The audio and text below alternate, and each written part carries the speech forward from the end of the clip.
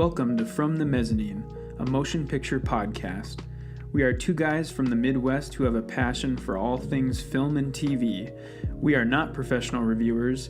We do not trade opinions for special access from movie studios. We are not here to sell you meal kits, and our reviews are not influenced by any larger organization or publication. Each week, we put our time and money on the line to tell you what is the best and the worst in theaters, on streaming services, and on video on demand. This presentation contains copyrighted materials that have been used under the fair use provisions of U.S. copyright law. Further use, duplication, or distribution is prohibited.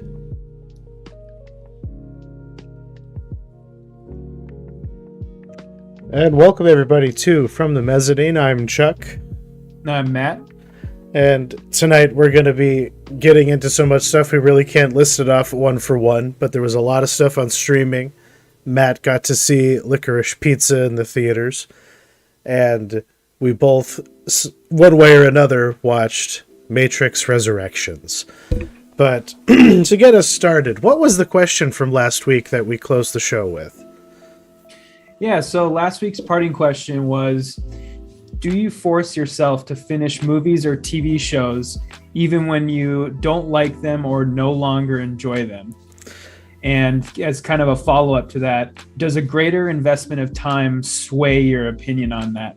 So I guess my thought towards this question is kind of changed over the past couple of years. And when I was younger, I used to have this sort of weird hang up that like people who don't finish like shows or movies don't have any right to have an opinion about things. Yeah. But like as I've gotten older, I just kind of feel like I think like that in and of itself is an opinion, like to say like I didn't finish this movie because I didn't like it, or you know, that in and of itself says something. And I don't know, I just don't think that like it's very like everybody has to have an opinion about everything nowadays, and it's okay sometimes to just be like, I don't watch that show and I don't plan on watching it, you know. Yeah. Like it's irrelevant to me. Exactly. Yeah. And that is this. Yeah, that is a weird mentality that's bridged across all the different parts of life. Like people demand that you have an opinion on things. You know, like silence is violence is a phrase that is said, you know, from time to time, you know, along with, you know, that words are violence, but that's a different conversation entirely. But yeah, the mentality that you must have an opinion is so totalitarian that it just doesn't work. And yeah, and you should be free to just be like, I just want nothing to do with this.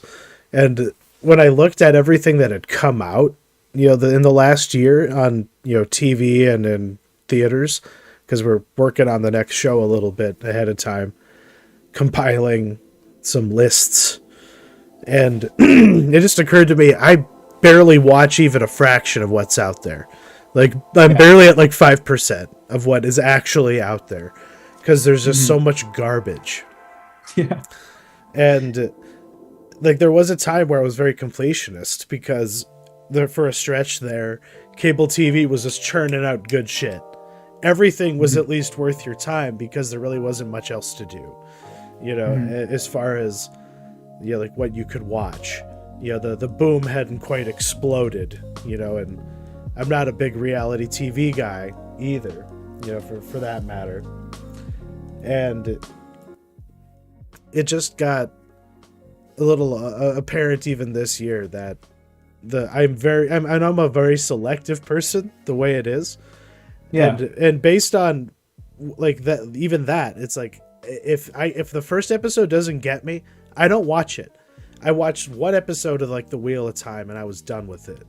As kind of like rad as that ending to the episode was, it still was just, I was just like, they spent $10 million on this episode. I don't buy it. I don't want to have anything more to do with it. You know, so yeah, like that's the kind of the way I am. Like if you don't get me, you don't get me. I have started and stopped so much shit. You know, that my Netflix is like, hey, do you want to finish this? And I'm always like, no, I don't. Yeah, for sure. Yeah, like you said, I like the point you brought up about how like as we get to the end of the year now, people are starting to kind of make their favorite movies of the year lists, and us included pretty soon. And it's like important to just kind of keep things in perspective, where like even if you try and watch everything, you're still not going to watch everything. And so it's like people need to and people need to stop being like, like, oh, this is, these are your favorite films of the year, but did you watch this movie? This movie isn't on your list. Why isn't this movie on your list? And then you can, people need to be more comfortable with saying, well, it's not on my list because I didn't watch it because I don't want to, Yeah, and part of, and that's, like desiring to be homogenous with everyone as far as culture goes doesn't make sense to me either, because you want to be around people who watch different shit than you, because that's the only way you find out about anything beyond what your little Overton window gives you. You like, at least, like, so I like, having off the beaten path recommendations, whether they're old or new. And like, that's why I love working with this chick named Heather at the Craft Cage. She is just always just like, yo, dude, have you fucking watched this yet? And sometimes it's pretty, like middle of the road, the recommendations, but she's always got something that I've either never heard of before she brought it up, and that rarely happens for me. Like, I have an approximate knowledge of many films I haven't seen, and it's always surprising to me when someone can pull something out of nowhere that I know nothing about. Like, Pilates, as fucked up as it was a unique experience that I'm glad that I, had, and I wouldn't have done it if she hadn't recommended it. Yeah, for sure. Yeah, it's interesting question, and I think hopefully people get more like mature about it, I guess is the way that I would say. Yeah, because there's only so much time in the world, and there's more to life than watching movies. I know that this is a podcast about watching shit, which is what we do with a lot of our free time. But yeah, as we'll get into, you sometimes you are just at the mercy of the curation of others with what you can see, and it can be hit or miss. But we did have a big trailer drop for something on the horizon. Like, the last I heard, this motherfucker was going to be making Nosferatu, and then he was like, actually, here's my black and white existential horror movie set in a lighthouse. Have this instead. But now we're getting the Viking, or the Northman. Sorry, Northman. The Northman. And oh my goodness, this thing is something to behold. What can we? What can you tell me about this movie that we know so far? Yeah. So, well, my first thought upon watching this was like, man, this looks a lot more polished than any of his other movies. And this almost looks like a Ridley Scott movie, barring any of like the weird surreal imagery. Like, this looks like a Ridley Scott movie. And then I went and I kind of looked, like, who's involved in this? Who's putting money up for this movie? And it's his first movie he's doing without A24. And I think that's mostly because A24 tops out their film budgets at about $15 million. Bjork. Yeah. And this movie is, the budget is $60 million. So just think about that for a second. Robert Akers $60 million to make a Viking movie in the year 2021. Yeah. It's got Nicole Kidman. It's got, Sarsgaard in it. It's got everything. It's got Bjork. Yeah.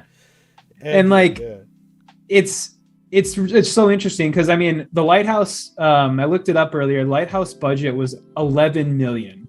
So this is 6 times the budget of the Lighthouse, and it's just nuts. And, the thing, I guess my big takeaway is, like, a lot of people were saying that Robert Eggers was sort of the next generation of like horror filmmakers, but I think we're more likely right now seeing in real time the birth of like the next auteur filmmaker, like Quentin Tarantino or Ridley Scott. I don't think he's gonna be the next like horror movie guy. Like, he's not gonna be siloed. This is more than a horror thing. Even The Lighthouse was more than a quote unquote horror movie.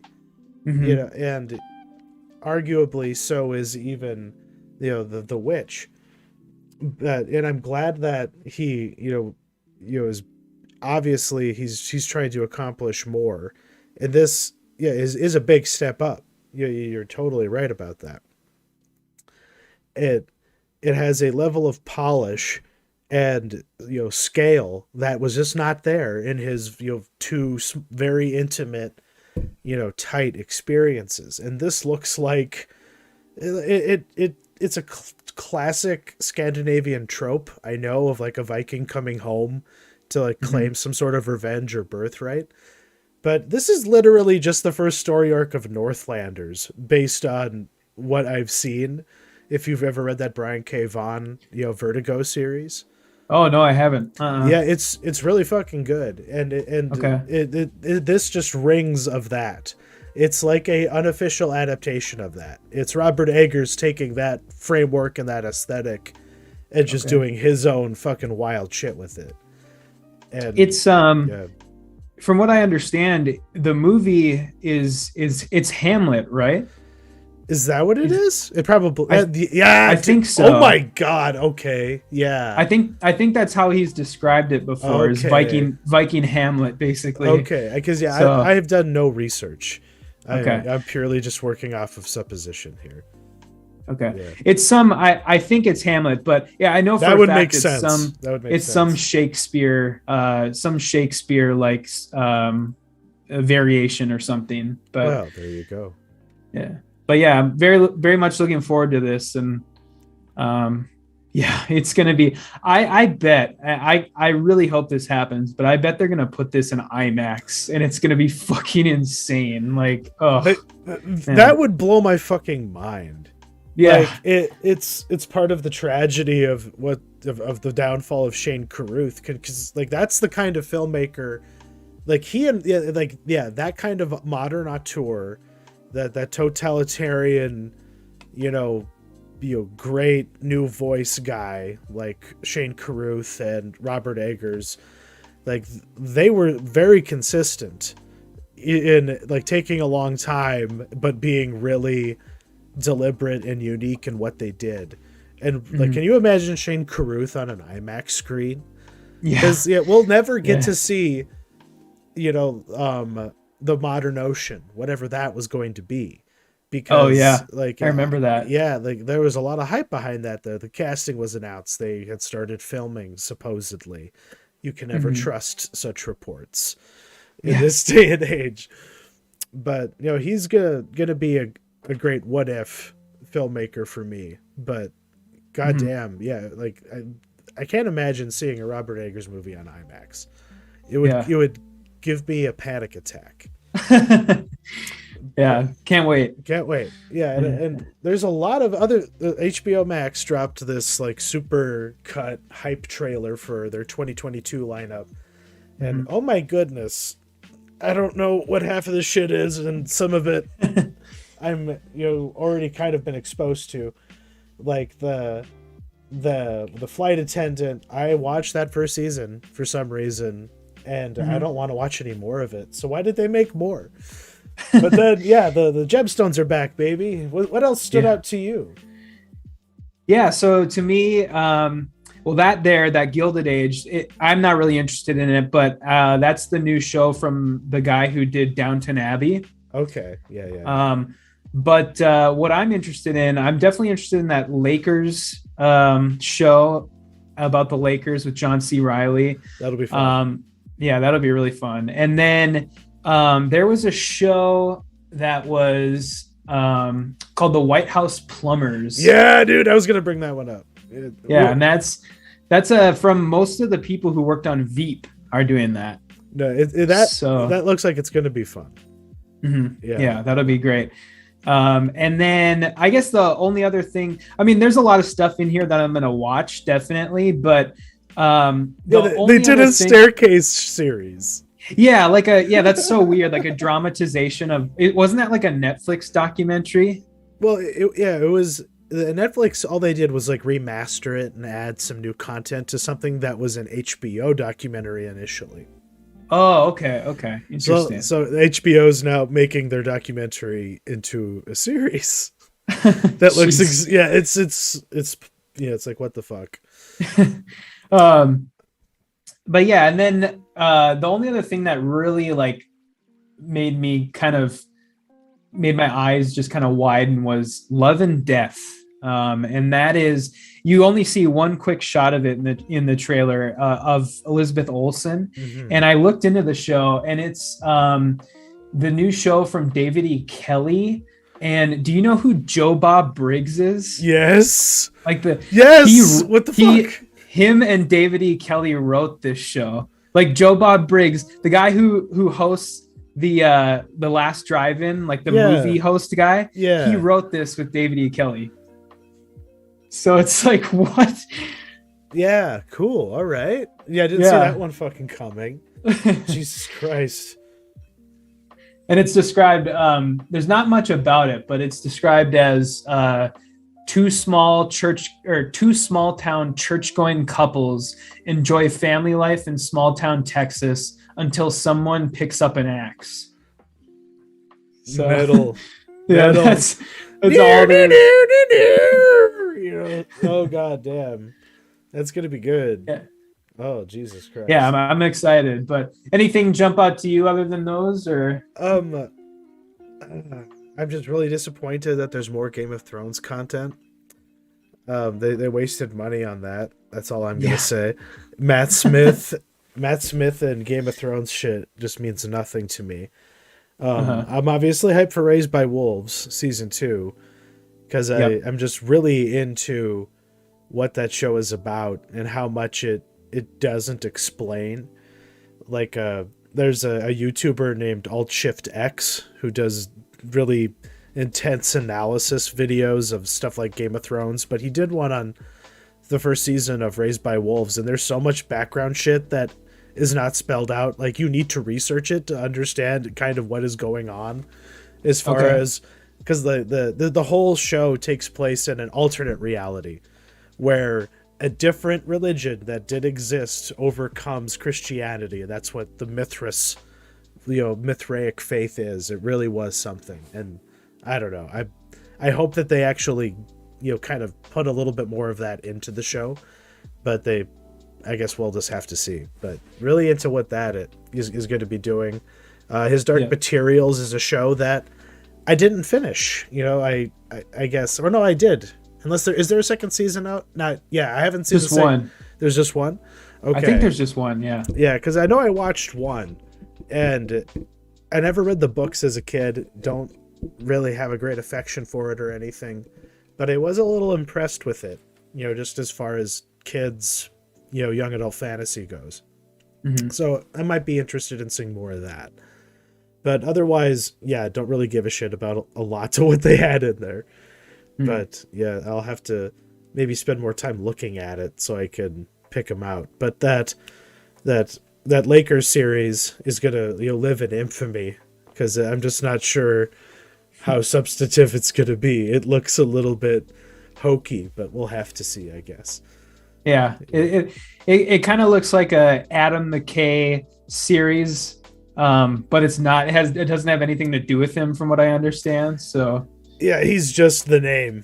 It was just like somebody, get this together and let's make it happen. We'll just have to wait and see. I do love content, about that era. Like the Lakers Celtics 30 for 30 documentary is worth the watch if you haven't seen it. It's pretty fun.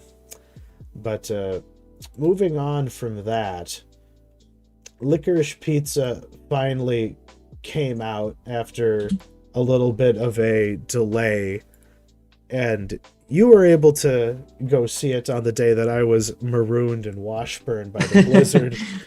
And what was your reaction after walking out of the theater to this one? Yeah, so I really like this. This is, I guess, probably Paul Thomas Anderson's most accessible film. It's pretty much a romance movie, and it's very much like a hangout movie.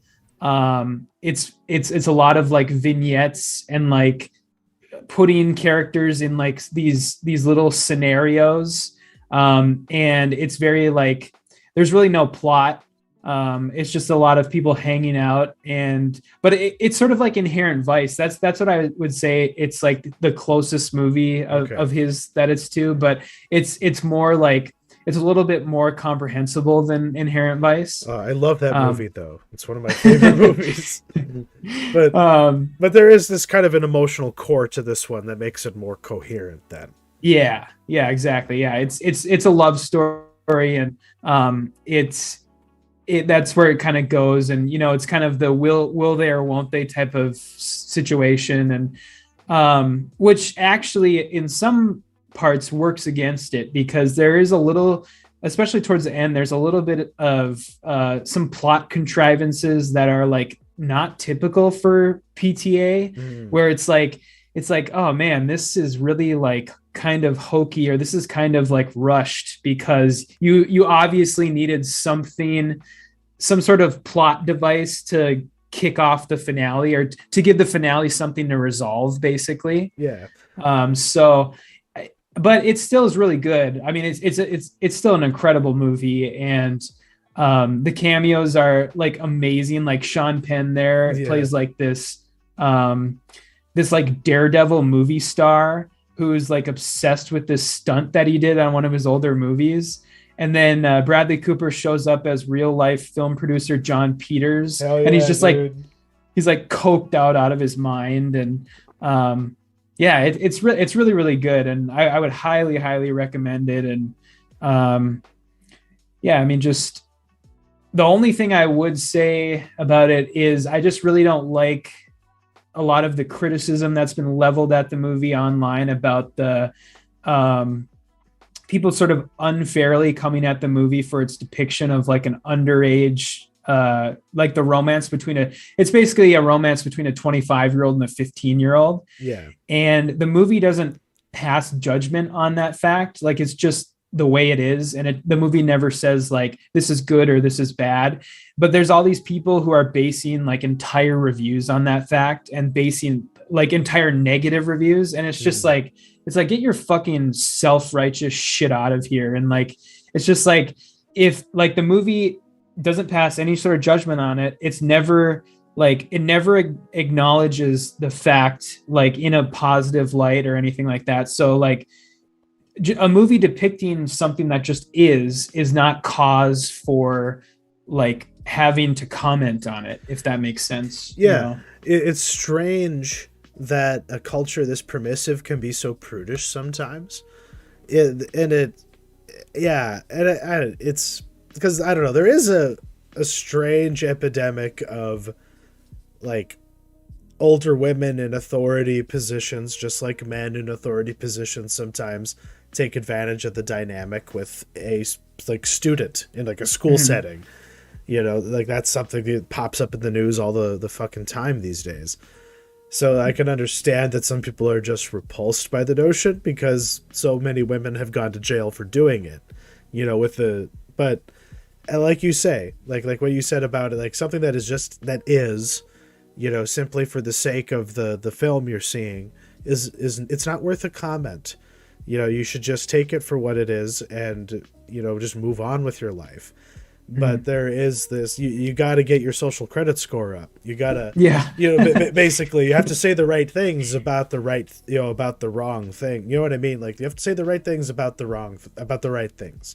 Yeah, these days. And it's unfortunate because I love a good hangout movie. I love a good PTA hangout movie. He's kind of the master of them, in my opinion.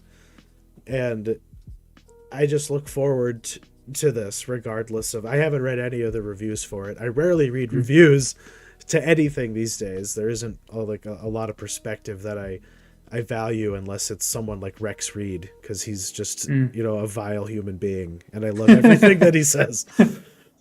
But another person who I actually will listen to their recommendations and their criticism of things is Hong Kong Henry Zabrowski of Last Podcast on the Left Network. And a long time ago, he was like, "Oh, went to some film festival and I saw this vampire movie called My Heart Can't Beat Unless You Tell It To," and he was like, "It was the most radical thing I've ever seen." And I was like, "Okay, I have to remember that title." And sure enough, it popped up on, I believe it was on Amazon, and it stars the young man from Almost Famous, and he is playing a brother. Like there's two brothers and a sister, and one of the brothers is basically a vampire. It's like an affliction. He can't leave the house unless at night he has to drink blood that they get by luring hobos with breakfast sandwiches and then like gutting them in their kitchen and bleeding them out so they can pour blood in a bowl down their brother's throat to keep him alive. So yeah, it's just this very low-key, very dingy, and just completely fucked up, little movie.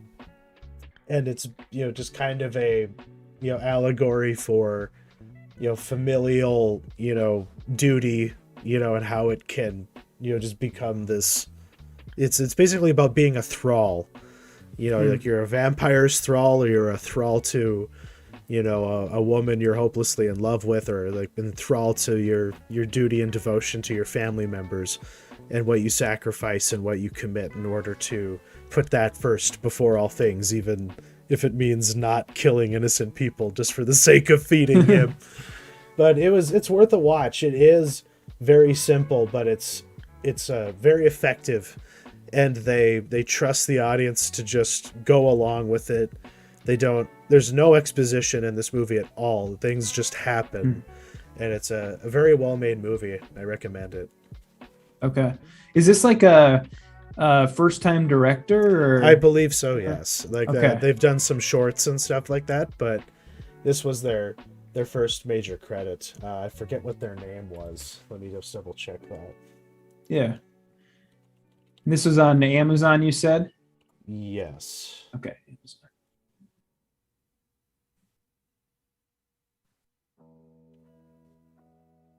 Bear with me, everybody. Yeah, it's fine. I have to pull up IMDb. Yeah, Jonathan Cortis. He wrote and directed it. Patrick Fugit is the star, and Ingrid Sophie Schramm plays the sister, who is the true believer and most committed of the two. It's a pretty well made movie, and it doesn't waste your time, which is something we value. Like, this is something we talk about quite often with our recommendations, or at least the things that we've seen, is that they're 90 minutes or less these days. They're being very, very judicious with what they're putting out, for a variety of reasons, I'm sure. But I appreciate it because it doesn't take long for me to, get some good content like this. But you were able to see something from IFC Films, The Novice, which is about growing crew. So this is about the dudes from The Social Network. What were they fucking called? The Winklevoss. Yeah, this is about the Winklevoss people. Yeah, like not literally, but like that kind of people. But it's exactly. But it's a young lady who's going all whiplash over the. Is like another one of those completely psycho, like obsession movies? Exactly. Yeah, it's like it's about this is from first time director. Her name is Lauren Hadaway, and she has mainly worked as a sound editor in Hollywood up until now for movies like Justice League, Warcraft, The Hateful Eight. So she's worked on a lot of pretty big movies as doing sound, but this is her directorial debut. And this is about Alex, who is a college freshman who decides that she wants to, she takes interest in rowing crew. And she's actually played by, what's her name? Isabel Furman, who was like a former child star. If anybody ever remembers the horror movie Orphan. Oh, holy shit. Okay. Yeah, that's her. So Yeah, this movie was awesome. I really, really liked it. It's basically just kind of, I mean, it's a pretty standard like plot, just person becoming obsessed with a thing, trying to become the best at it. But the kind of cool thing about it is she's like a really small person, and she never will be the best. That's the thing. She doesn't have the size. She's not tall enough. She doesn't have like the strength or the muscles or the stature. And so it's pretty interesting in that respect, because they're constantly kind of playing her off, her best friend, who just like easily does everything. Her best friend is like naturally gifted and like huge and talented. And so that's kind of an interesting aspect. And then the other really cool thing about the movie is this director, Lauren Hadaway, with all the sound stuff that she's been doing in Hollywood, she really like uses that to great effect in this movie, where she'll like layer sounds on top of sounds to sort of create anxiety, where she'll just put like birds chirping on top of like running water on top of like pencil scraping on paper, and it'll just like create these really anxious like moments and stuff. And it's really, really great. But yeah, I can't wait to see where this lady goes. And this was like one of the best. This has been a great year for like first time directors, and this is probably among the best of that crop of films this year. Right on. Definitely gonna have to look that up. Is that just on VOD? Yeah, I just rented it. I think it was like $5. Okay. Might have to splurge on that one. Yeah. Netflix let me, see this for, the price of my subscription. But Don't Look Up came out, which is the latest from Adam McKay. And the other screenwriter on this, I didn't realize this, until, I started reading a little bit of the reaction to Don't Look Up, is the former speechwriter for Bernie Sanders. Oh, really? Okay. This dude is so based that he calls the critics of this movie shit libs. Like, that's the kind of person we're dealing with here. This guy is a shit poster. But they created a movie that is very reminiscent of that Christmas movie, Silent Night. They fundamentally are about the same thing, which is the consequences of climate change, the consequences of denying science, and they take the premise of Deep Impact and Armageddon, and they just kind of put his Adam McKay snarky, very superior, leftist nihilism take on everything that could go wrong in the very corrupt, very Trumpian, sort of government, where the people who run NASA are anesthesiologists who just donated a lot to his campaign, which, it's very, very obvious about everything that it does. Yeah. And let me just say that the opening, like, push of this movie, I was fucking down for. It was so good, and it just captured me. The anxiety was so fucking real. The characters are just constantly popping Xanax to deal with everything that like the knowledge that they have and the struggle that they're having to get it out there.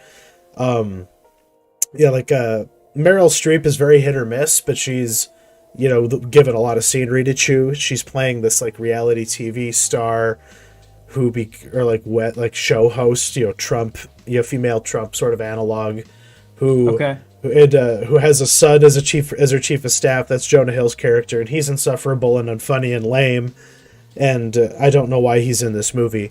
And that's my if I have a criticism about this movie, it's just overstuffed with faces and people who are there for no reason at all, like Michael Chiklis and arguably even Ron Perlman. Like there's a lot of unnecessary bullshit in this movie, which is unfortunate, because the conclusion, while kind of predictable, is very powerful and very actually kind of intimate and understated. It's what it must have been like to be in Pompeii when everything blew up, basically.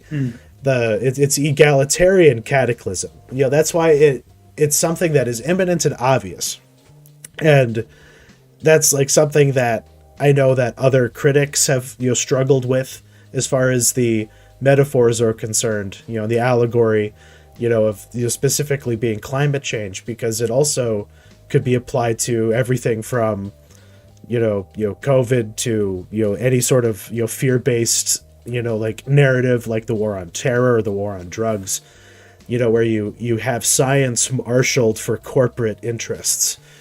But it's basically like, what would happen if the president listened to, Elon Musk and Steve Jobs before they even listened to reason and what the scientists are saying? Because there's just way too many and then, like they keep on switching up like what is going on and why it's happening. And whenever Mark Rylance's like weird tech billionaire shows up, the movie just dies. It loses its momentum. Every time he's on screen, he's so off-putting and weird, but it becomes like kind of necessary just for commentary purposes. I have a lot more to say about this movie that I'll probably just make its own little like video essay somewhere down the line, because it's a very worthwhile effort, but it's just overstuffed. He's just mad with power. No one's telling him no. He has like an Ariana Grande Kid Cudi song playing over the end of the world, and you know what I mean. It's it gets to be a very strange experience, but it gets a little tedious. But maybe that's just like I endured it because I watched it at home. If I had seen this in the theater, I might have gotten miserable at the 2-hour mark, and that usually doesn't happen to me for a movie that I really, really like. But I do know that other people would really get a kick out of the humor and the manic energy that this movie has. But some of its commentary, just kind of, it lands or it doesn't. It's ham-fisted always. So be ready for that. But but it is fun. It is a fun movie, but it gets kind of bogged down in the misery of everything that is going to go wrong, as we have seen with, COVID and everything else. Yeah, we should maybe like revisit it later or something, because I haven't seen it yet, but I'm planning on watching it probably literally tonight. So yeah, definitely. Definitely. Yeah, I could. I have more to say, but that's I'll leave it at that for now until you've had a chance to see it. Okay. Yeah. But anyway, you finally got to see the fabled Benedetta. Yeah. The one they took it from us. Yeah, they took it. They pulled it at the last minute, and it's not even going to help them win awards, which is exactly what they were hoping would happen with that little stunt of theirs. But yeah, this. So for anybody that doesn't know, this is the latest from Paul Verhoeven, and it is about a 17th century nun convent that takes in a girl off the street her name's Benedetta, and she claims to have visions where she talks to God, and she essentially uses them to like gain more power in the convent and to kind of justify all of her shitty behavior.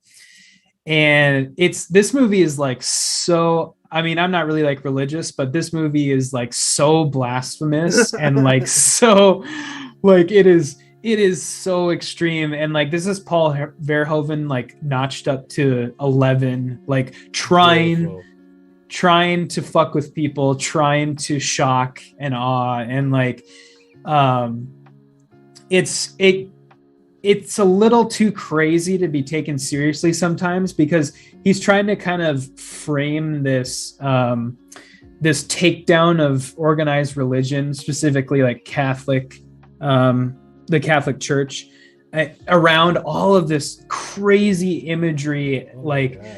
There's like a scene where Benedetta has a vision of Jesus on the cross, and he's trying to get her to give him a hand job while he's on the cross. Oh, geez. And he has his dick tucked between his legs, and it shows it. And like there's it's crazy. And like there's other stuff too. There's so much like lesbian sex, and like people using Virgin Mary statues as dildos, and Lots of cutting off heads and stuff like that. So is this kind of inspired by the Devils of Loudon? Yeah, it is. I think, yeah. Okay, that would make sense. Yep. Okay, right on. Okay, but yeah, I mean, it was fun. It's a really fun watch. I just don't think that it's as like prestige as IFC Films, I think, is who made it. It's not as prestige as they want it to be, and I don't think they're like kind of mismarketing it like that. Like they think it's going to win a bunch of awards, but that's not the type of movie it is. At best, it would maybe get a Best Actress nomination. Maybe a Best Director one for Verhoeven if you're going to stretch it. Maybe sneak a Best Picture. But yeah, it doesn't. It looks too schlocky to be actually of quality to be nominated. Because I think it even falls prey to the race quota rules that are in place. It might not have enough minorities in it to even be eligible for anything. Yeah, I mean, probably not. I think if anything, it'll win like a IFC or what is it called? American Spirit Award or whatever they're called. IFC Spirit. Independent Spirit. Yeah. Independent Spirit. Yeah. So that's what it will probably get if anything. But Indeed, I still recommend it. This is also, I didn't mention earlier, but this is a VOD rental, $5, I think, and it's definitely worth it. Right on. Well, eventually I'll track that movie down. Yeah. It came up in conversation with my dad, and I was like, "You should not see this movie." No, and he was just like, "Yeah, I won't. Don't worry." But another one you got to check out was Wild Indian. What can you tell us about that? Yeah, so this I don't want to spend a whole lot of time on this one. This is, I want to bring it up mostly because the director is from Minnesota. Oh, right on. And this is just a small independent film about two Native American boys who are trying to escape the reservation, basically. And one of them they go about it in different ways. One of them kind of becomes a sociopath and kind of paves his way in Los Angeles. And the other one kind of tries to go about it more humanely and kind of things don't go well for him, basically, is what I'll say. And but yeah, this was pretty good. I mean, it's a another really good first time feature movie, and the performances by Michael Grey Eyes, and then I don't remember the other guy's name, but he's the guy there with the shaved head. Really good lead performances, and go if you find it streaming. That's kind of how I'd recommend watching it, because I paid for it as a rental, and I don't think it's worth paying for, but I would definitely watch it if it was streaming somewhere. It kind of gives me like Blue Ruin vibes, if you recall that film. Yes, yeah, very much so. Yeah, that's a very good comparison. Right on. I could deal with that. Yeah, and what was the other thing that was in your rapid fire list? Yeah, so just two more TV shows. Wheel of Time ended this week, and Hawkeye ended this week. That's right. Yeah, and so Wheel of Time's finale was really bad. That's pretty predictable. Yeah, it was so like rushed, and they were trying to do like the big epic battle at the end, and it was not like earned at all, and it came really, really quick, and it was just like a CGI mess, and they filmed everything in like really, really close up, so you couldn't tell how like big the battle was. Like they wanted to make it seem like it was big, but everything was in close up, so they can't even license the massive engine to like do like the army shit that they've been doing for 20 years now. Like, come on. Yeah, exactly. Yeah, they never like show, anytime that they show like the big armies, it's always just like a section of the army of like the same 10 soldiers reused over and over. And so it kind of has The Witcher season 1 problems. Exactly. Yeah. It all just kind of feels cheap and unearned. And there's a lot of stuff. I'm not a reader of the books, and there's a lot of shit that I don't understand. And the show's just like, whatever. We're not going to bother explaining it to you because we have to do one book per season, that type of thing. We're committed to the pattern. Yeah. And then Hawkeye, I'll just touch on really quick. Yeah. That also ended. I wasn't too hot on that show initially, and this show actually got a lot better as it got towards the end. The last episode in particular was really good, really, really good finale. You can tell that they just like spent probably like half the show's budget on the finale, where it's just kind of this big set piece that's set in Rockefeller Center in New York. Right on. And yeah, it was really great. The ending, and Kingpin shows up for one of like the worst kept secrets on the internet. Vincent D'Onofrio's Kingpin shows up, and that's pretty cool. And then it's just kind of a good epilogue for Jeremy Renner's Hawkeye, because I think this is probably going to be it for him. I don't think he's going to do any more Marvel shit. Yeah. And this is kind of a good like just send off for him, and a good starting point for Haley Steinfeld's Hawkeye. Exactly. Yeah, they have to do a little bit of torch passing, to move forward.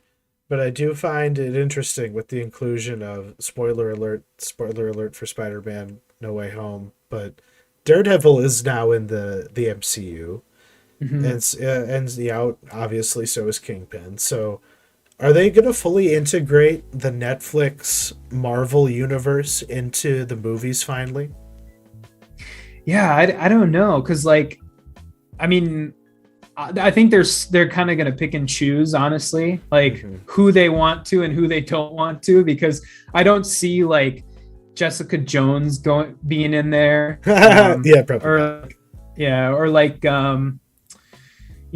what's his name? John Barenthal's Punisher. I can't really see either. Just too extreme for the MCU, I think. Even Daredevil was a little brutal, but then it veered more into being like a CW show. Yeah, as it went along. But yeah, that Punisher show was pretty fucking brutal. Yeah, that was kind of the point, which is why I respect it a little bit. But yeah, like but that's what's funny is that Jessica Jones and that Punisher show were basically just adaptations of the Marvel like extreme version that like Garth Ennis and like those other people were doing. It was like the mature label that Marvel had at the time. So yeah, Max, that's what it was. Max. Yeah. Mm-hmm. Well, there you go. And I installed a new game the other day from Game Pass, Aliens Fireteam Elite. Have you played that at all?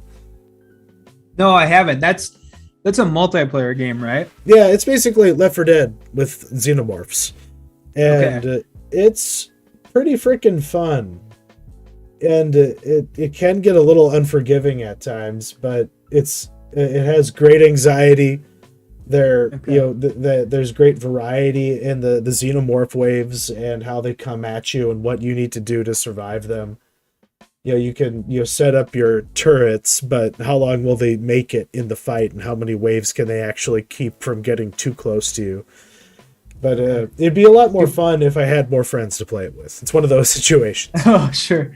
Do people play as the aliens too, or are the aliens AI controlled? They're all AI controlled. There's some sort of director, controlling the waves. But as far as I know, I guess I haven't delved too deeply into it. I haven't seen if there's other game modes at all. But like, yeah, if they had a retro version of it, where, because I forget like which PC version of the game was like you could do deathmatch where like you were an alien or a space marine or a predator. Yeah, that probably is what the game I'm thinking of. But I love the universe, how people are nerds about Ghostbusters. I'm more that way for the Alien franchise. Yeah, and it's nice to actually get a proper like Colonial Marines game. It's very much, it's a third person Back 4 Blood. That's the one thing about it that makes it different, is that it's a third person shooter versus a first person. And so it has more in common with like Gears of War than anything else. It's Okay, sort of like horde. There's hordes upon hordes of aliens, sort of thing. yeah, and you have a goal. You have to work your way through like a derelict ship to try and Okay. find the remains of a scientist who is doing research on xenomorphs and shit like that. You have to land on a colony planet and eradicate all the aliens and destroy a hive, that kind of thing. Okay. Have you, by chance, played Alien Isolation? I'm like 6 hours into it, actually. Okay. Yeah, I bought it a long time ago, and I've just always, like picked it up and played it in short bursts because it scared me too much. Yeah. Yeah, that game is awesome. I think I got it for free. One of the PC game store launchers was giving it away for free at some point, and I got it for free a couple of years ago and played through it. And that game's awesome. That game is really awesome. It's very satisfying, Yeah. and I love the world building. Very effective. Mm-hmm. It reminds me of BioShock. At times, even though it's a little more low key about it's like certain things, but I guess just the quality of the immersion of the experience. Yeah, for sure. Yeah, and the Aliens Fireteam Elite can get a little janky, but it's more disposable definitely than Alien Isolation, which is something I've been waiting to put more time into. And how did you play that? Is that Game Pass or? I bought it on Steam. Yeah, Steam, it was on like a summer sale, so I got it for like $15. Okay. Because Epic Store, I have so many games from the Epic Store that I'll never play, but they were like, okay, they're giving it away, I'll take it. Like I have an NBA 2K game, and I just installed it and played it just to see if it could run. And the sports sims are not my thing. Yeah. But now it is time to get to the main event here. The Matrix franchise has been resurrected from its desiccated husk, and Lana Wachowski had cold feet when production was shut down because of COVID, but the actors rallied around her and said, no, you got to do this. We have to go back. We have to go back, Lana. And we went back, and we went back a little bit too much. Like the amount of times that they literally just ran B-roll of the Matrix and made me want to yell. And I did yell because I watched it in front of my computer in the basement here. And this movie made me roll my eyes. It made me cringe. And it just made me wonder a lot of things. But what did you think about it? Yeah, this was a mess, like an absolute, like a disaster of a movie. Unmitigated disaster. Yeah, and it's, I mean, the word that keeps getting thrown around with this movie, and oddly enough, in both the people who are positive on it and the people who are negative on it, is meta. And it's one of those things where it's like, a meta narrative by itself doesn't necessarily make a good movie. Like, it's not simply existing does not make it good. And there's all that can be said about a lot of things with this movie, where people are like, oh, this movie has a meta narrative, therefore it is good. Oh, this movie has, a trans narrative, therefore it's good. Oh, this movie has feminist messaging, therefore it's good. But none of those things are done well, and so it's not good. It's like exactly. So that's kind of my initial thoughts on it. But because everything that they tried to dip, they went into the well, and they were like, okay, we got to get a little bit of, parkour, jumping around. We got to get a little chase scene. We have to get callbacks to the original. And they just made one of the most hollow and lame sorts of, rhyming reboots, like since the Star Wars sequels that Disney churned out.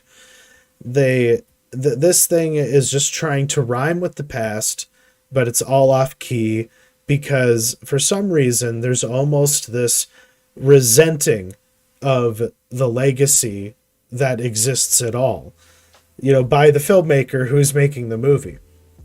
The fact that that she was willing to be like, well, let's just blow this whole thing up and just act like, oh, what could have been? Isn't that better than actually making this fucking thing? The whole first act is so contemptuous of the Matrix itself. It's kind of frustrating because, I'm trying to find things to like. And one thing that the movie introduced is this maybe a notion that those first three movies we saw were just the games made by Keanu Reeves's new Thomas Anderson, who's a video game developer who has made this great trilogy called The Matrix, and now they're going back to it, and you just see the blurring day-to-day of him taking the blue pill and going to work with his lame coworkers to, do lame corporate video game things. But yeah, literally beginning this movie, beat for beat, frame for frame, like the original movie, made me roll my eyes from the first frame. I was just like, you're doing this?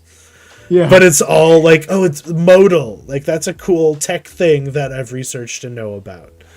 There's just a lot of that going on, just things for the sake of it. They needed to have cute little marketing characters, so they created nice robots named Sabebe and Luminous, because they're like, shit, we got to get that Baby Yoda money. We gotta have things we can put on Funko Pops, because that's what this is all about. It's merchandising and. The weird robot bird thing. Yeah. So weird. Yeah, and that's the thing. Everything's half baked. It's it's just introduced and it's gone. It's not relevant ever. And they're just throwing shit against the wall. They just keep reaching into the well and throwing it. And just saying. And it doesn't matter if it sticks. They're picking it back up and trying it again. But it just it doesn't hold up. It shits on the legacy of what came before for no good reason. It really does make all of those first three movies unnecessary because, this is really what was supposed to happen all along. And it doesn't even look like anybody's having fun.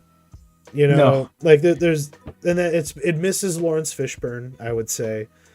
And Hugo Weaving. And especially him.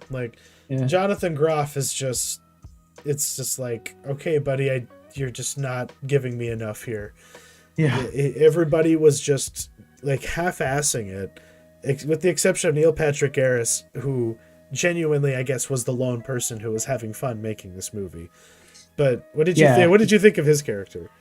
Yeah, he was good. He was he knew what type of movie he was in, and he was playing it up big time. He was playing up the camp, and I think he was pretty good. And I think that new girl Bugs, she was pretty good in the role, even though she was. A lot of times she was nothing but an exposition dumper where she was just there to dump, but she was pretty good. She was kind of an interesting character. And then just Keanu Reeves, the thing that people don't like to acknowledge about Keanu Reeves is that he is a really bad actor. Yes, he is. And his best movies are movies where he doesn't talk a lot, like John Wick, or movies where people are allowed to where they surround Keanu Reeves with better actors and then they're kind of allowed to play off of him. Those are kind of Keanu Reeves' best movies. And this is not one of those because he is given a ton of dialogue in this and it's all really badly delivered. And the scene that comes to mind is when they're in that weird warehouse fight scene that looks like it's clearly a movie set, and he says, I still know Kung Fu, but it's really badly delivered. I barfed. I threw up in my hands. And there was just so many moments like that.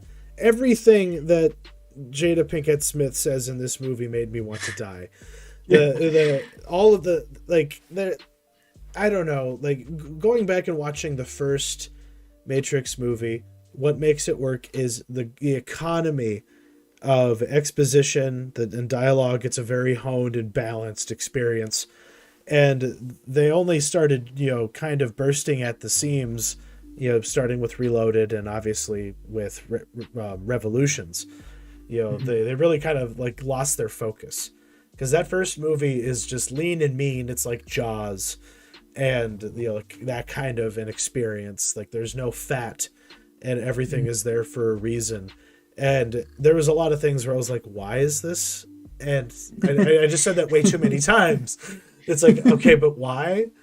Like, are you sure? Like, why are we doing it like this? And I gave up way too many times, and I can't believe I actually made it through the whole thing. Yeah.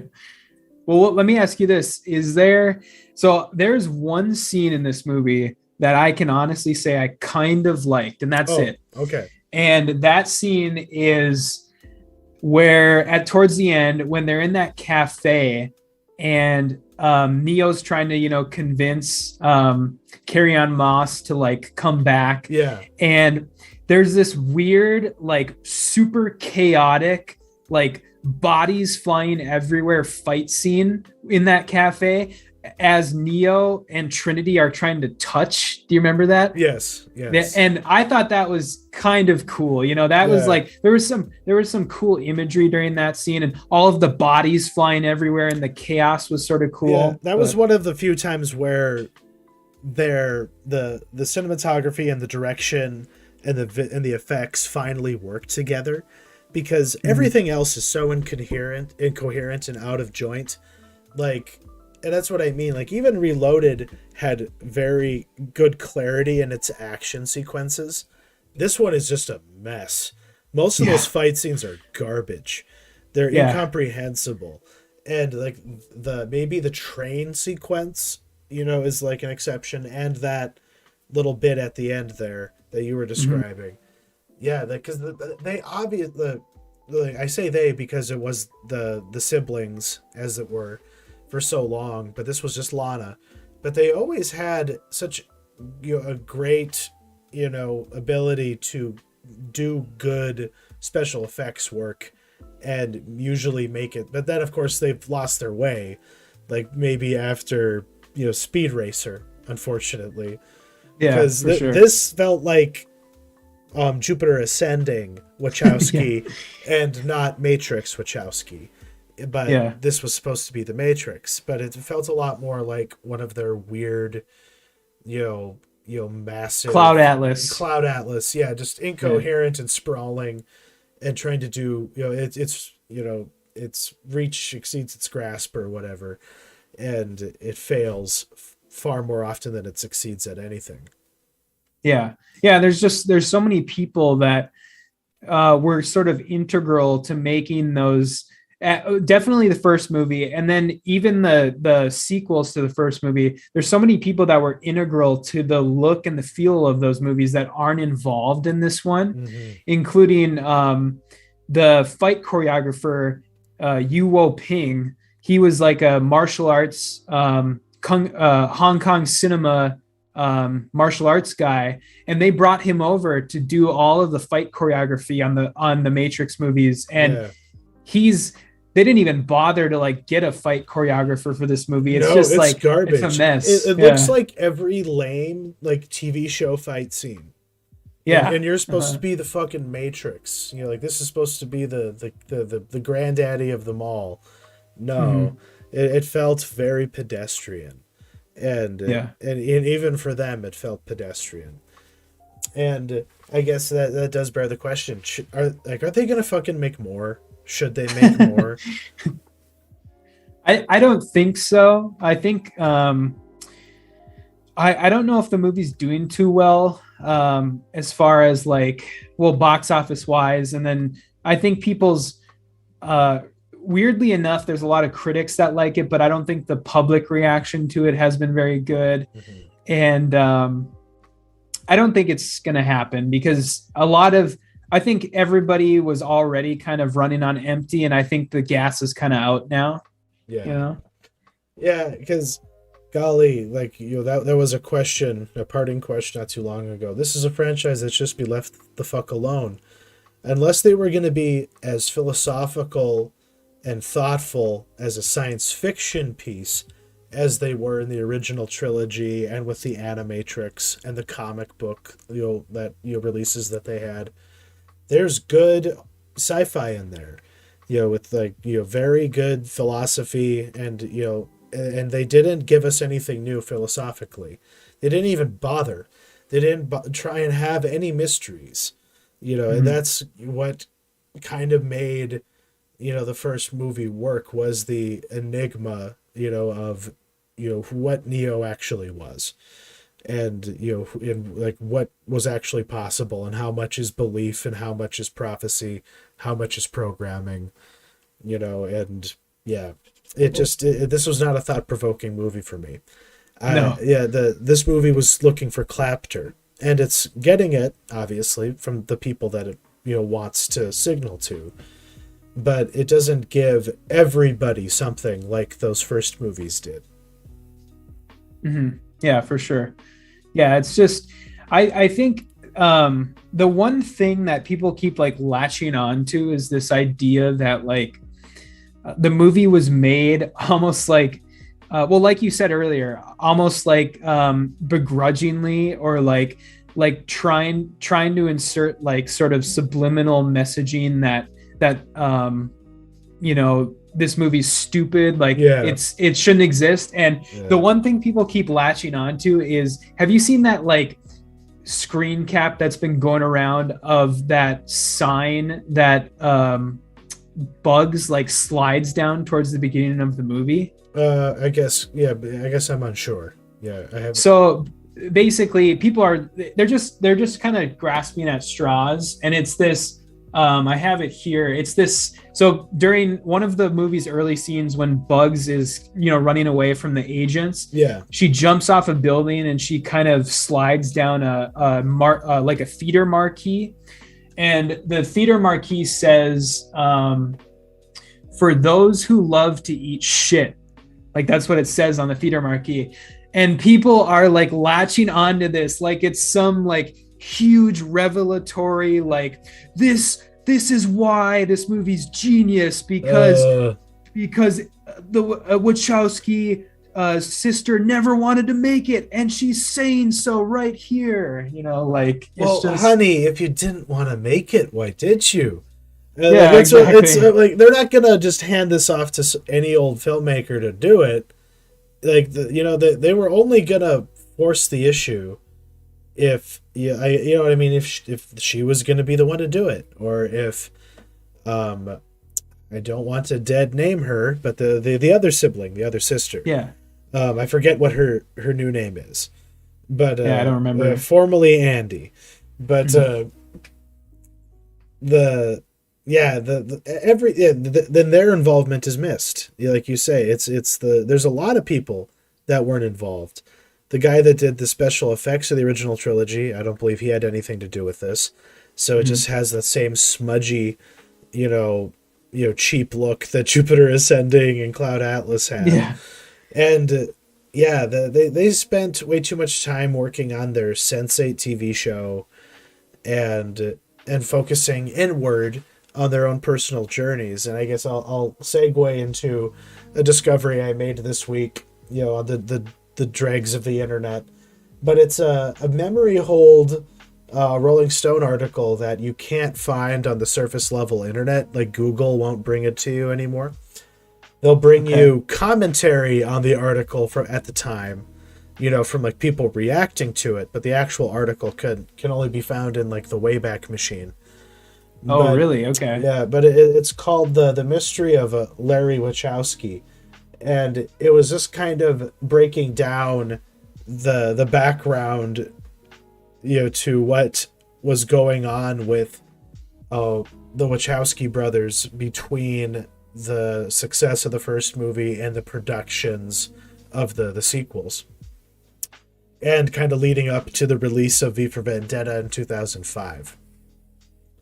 And it's a very brisk read. I'm not even sure who wrote it, It doesn't cite anybody like on the screen that we have, but it's just this sordid tale of infidelity and dominatrixes and cross-dressing, and oddly enough, the transsexual porn star Buck Angel, the man with a pussy, if you're familiar with Buck Angel, but yeah, Buck Angel happened to be married to the dominatrix that Larry Wachowski favored.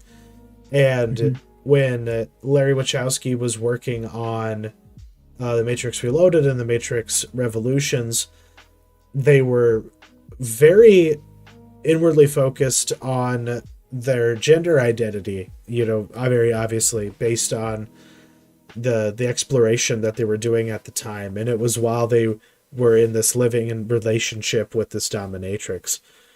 And it's just a fascinating story, and it may or may not, inform why those other movies felt so different. But there just was obviously a lot of growth happening, for both of them at the time, both of the siblings. And there maybe was some distraction, just in terms of, keeping focused on the task at hand. Like, I know, like, every filmmaker has something that gets in the way of what they want to do. Bryan Singer's just looking for twinks. Some people have, very, difficult home lives like Zack Snyder. But something got in the way of those last two Matrix movies when you compare it to the first one, just how pure and indelible it was. And you really see the crystallization of that in their output after the fact, after the Matrix movies. Nothing they've made since then has really impressed me. And I know that they still have a deep following, but there's a lot to the story that was obfuscated for so long, and this was just interesting. Yeah, it was. I read the article too, and I think it definitely informs the second two Matrix movies, especially the third. Like, I just watched Matrix Revolutions probably like 2 weeks ago, and there's like literally that like sex club scene where everybody's dressed in like leather and they have like nipple clamps on and like all these crazy like costumes, and it's so obvious that what was happening with them in their real lives was informing their the looks of their movies and the costuming of their movies and everything. Yeah, the whole like latex leather look, like Trinity's whole aesthetic was pure dominatrix bondage. And at this point in time, Lana Wachowski was spending millions of dollars on having a live-in dominatrix, basically, and then was taking her to film premieres. So yeah, that's what their focus was on. They were deeply invested in a lifestyle, and Warner Brothers was funding it, which is what makes it all the funnier, I guess. It's like, what is our money going towards now? You're telling our fans that they eat shit, that they like eating shit. What is this? What are we doing here, guys? Why are we doing this? We could be doing a Green Lantern movie right now, but we're doing this shit. That's the kind of what's at stake here. But I guess to kind of cap it off, what would you recommend this to anyone, no. free or otherwise? No, I don't think anyone should see this. Me neither. Yeah, because they obviously don't like their own movie, so why should we have to watch it? It's so unnecessary. It's so lame. Like, this is probably the first like mainline review we've done where I've been this negative. But I really have a lot of contempt for this movie. I wish it didn't exist. For sure. And I saw it on HBO. Max is like my final farewell to that aspect of the service. And I'm glad I didn't spend $10 and, money on, concessions to see this thing, because my God, it just annoyed me the whole time. And and unless it's a more philosophical, lore-based thing and not just this self-referential, circle jerk, I'd much rather have something that's interesting. And this was not interesting, and it wasn't entertaining. and that's the highest crime. Yeah, I feel the same way. Like, even if you can watch it on HBO Max, don't don't use your internet cap if you have Yeah, one to watch this movie. no, save your bandwidth, save Yeah. those gigs, watch Yep. something better, watch Yep. anything, and well, coming up next week we do have there's probably some good recommendations for people to watch, in addition to many other things. But yeah, definitely be judicious. If only watch this movie if you really don't care. And if I guess if you're a Wachowski fan, you have to be completist about it. Go ahead and do that, I suppose. But I got nothing out of it. It just annoyed me more than anything. Yeah. But next week we got a few releases. It's the end of the year. I guess it's this week technically because this is a late episode. I forgot to bring this up earlier, but I got snowed in Washburn, and I entertained myself by watching the Paramount Network because they just had balls to the wall prestige dad movies. The Godfather Part 1 and 2, The Wolf of Wall Street, and Heat, Michael Mann's Heat. So it was just Al Pacino everywhere. And Yeah. it was it made the hours go by pretty fast, especially considering all the commercials, which are terrible. I hate them. Oh yeah. But I do have an appreciation for holiday marathons, like the Spike TV James Bond marathons were an institution at my grandma's house growing up. And yeah, I kind of missed them. I missed having that thing of just, oh yeah, just turn that on. Who gives a shit? Yeah, I feel the same way about AMC during the Halloween season. Mm-hmm. They always have very good marathons. Back when I used to live in a house with cable, those were always like something I would tune into every Halloween season. And their curation was always killer. Yeah. That's how I saw all the classics, all the great slashers. Mm-hmm. But coming out this weekend is a movie called Jockey. What do you know about that one? Yeah, so this is kind of a festival darling, and it's unfortunately it got dumped sort of at the end of the year here, and I don't think it's really going to make a huge splash, but a lot of people liked it who have seen it early at festivals, and it's about like an aging horse jockey played by Clifton Collins Jr., who's always kind of a great actor to see show up. Great character actor. But and then I think Molly Parker from Deadwood. Yep, there she is right there. Yep.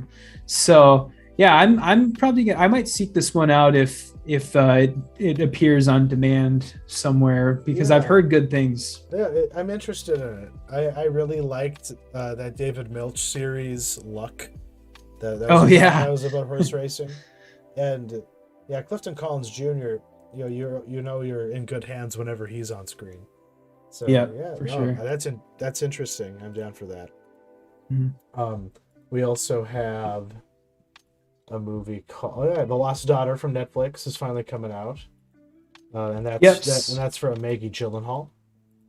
Yeah, Maggie Gyllenhaal's directorial debut that is sort of taking the film world by storm ever since it premiered in theaters a couple weeks ago, and previous to that, it also played at a bunch of festivals. And this is kind of slowly becoming a pretty big like awards contender, and it'll be free this week for everybody that has Netflix. And right on. So because they're rolling out their awards fodder.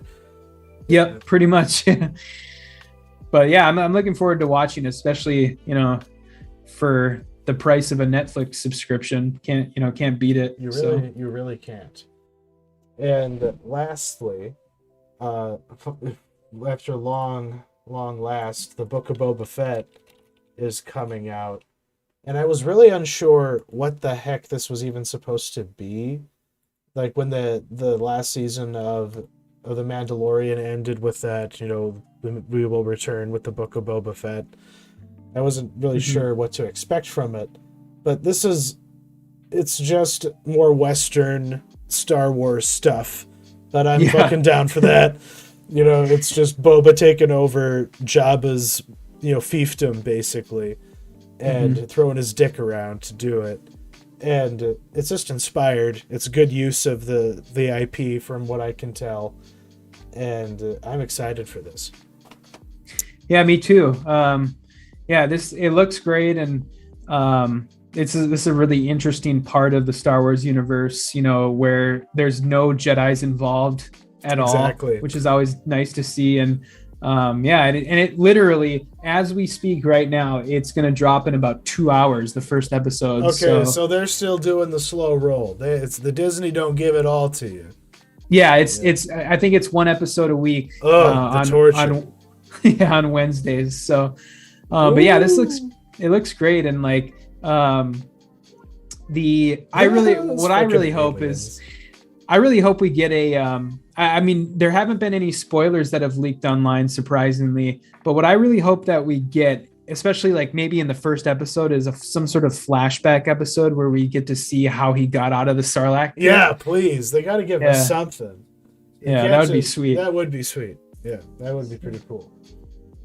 But just to finish off the show, my parting question is basically just prompted because Angie, my girlfriend, made me watch the Festivus episode of Seinfeld called The Strike.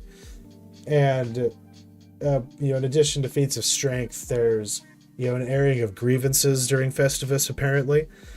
And so the question for next week is basically, what are your cinema grievances? What pissed you off, both as just a consumer, as an audience member, or just like what movies or filmmakers or like corporate choices just made you hopping mad, and now we all have to hear about it. Yeah, this will be a good one. This will be a good companion question to our main topic next week, which I don't know. Do you want to explain that? Yeah, it's our end of year awards, because we'll obviously be seeing you on the other side of 2021 and 2022 next, this coming Sunday. And we're going to take some time and reflect on what we thought was the best and even what was the worst. But you're going to be talking about, movies and, streaming series and, everything in between. And just to celebrate what stood out to us, what we were able to see, and what we wish we hadn't. Mm-hmm. Yeah, I'm really looking forward to it. I've been kind of anticipating making this list for a while now, of especially the best films, because it's always fun to go back and look at what you liked from the previous year. And I think this was a pretty good year for films, so it should be a good episode. Yeah, there was a lot that stood out, and I'm glad that I took the time to go back through the releases this year, because there's one that's pretty high up in my top 10 that I had forgotten about. I was like, oh yeah, that was a 2021 movie, so it is good to get a refresher, to remember, but it is nice to focus on the here and now, because I tend to be a person who banks media and just consumes it, when I want to. So I see a lot of dated stuff, more often than I see something new these days. But I made an effort, obviously, for this show to see a lot more new stuff, as it was coming out. So I was able to compile a pretty healthy list, I think. And there was a lot of stuff that I want to highlight and celebrate. So we'll be doing that next week. But yeah, I guess that kind of wraps it up. Matt will always be, plugging out his reviews on Facebook. I'll be linking that in the description after the show's over.